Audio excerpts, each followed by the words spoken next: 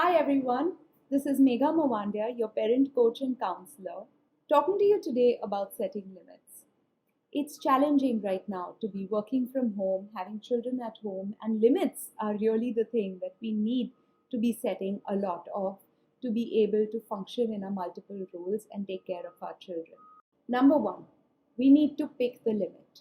We need to decide from the entire plethora of what all is going wrong to pick that one thing that is important to us, not being guided by social media or our friend or our neighbor or some family member, but something that's important to us. So, are you going to set that limit for your meal times? Are you going to set it about independent play? Are you going to set it about your sleep times? We need to work through what's going on and pick that limit. Ideally, I would advise you to pick a limit which is earlier in the day than in the night because it becomes easier to enforce for you and for your child. And typically, nighttime struggles are directly related to what's going wrong in the day. So pick a limit in the day, pick it when you are able to enforce it, but pick one limit. Number two, we need to work on how we are feeling about that limit. I have worked with so many parents who've come up to me that they want a limit, but once we've achieved it, they don't want it anymore. They never liked it, they just did it because it was supposed to be the right thing.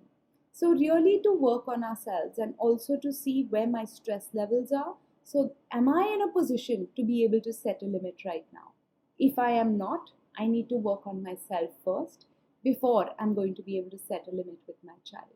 So, work on yourself, see how you're feeling, make sure that you're in a place to be able to set that limit. Because when you set that limit, it's going to have to be you who's present and who's emotionally available to set it for your child. Number three, it's about being able to set that limit without anger or justification.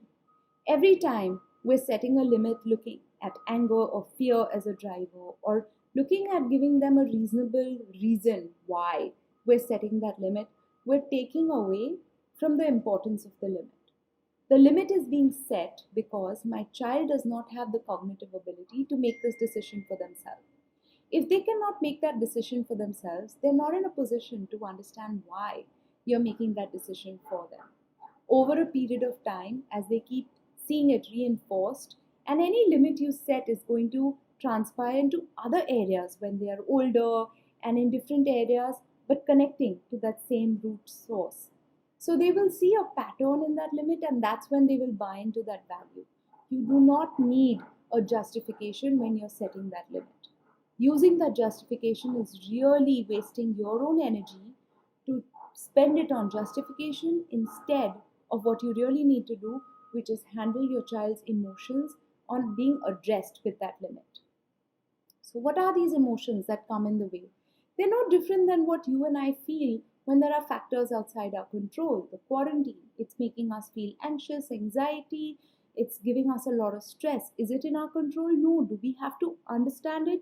We can try, but we're not going to be able to unless we're in a position of power to be able to make decisions or have that right information. Similarly, for your child to understand why your child needs to go to sleep when the rest of the house is awake, it's not their cognitive ability to understand it. So instead of trying to justify, instead of using fear or anger, we need to just hold that limit calmly. So I know you want to, but I'm sorry, you can't. And that's how we set limits. Best of luck. Do write in to me and get in touch with me if you want specific help on a particular limit. Looking forward to you. Until next time, this is Megha Mawandia, your parent coach and counselor. Bye bye.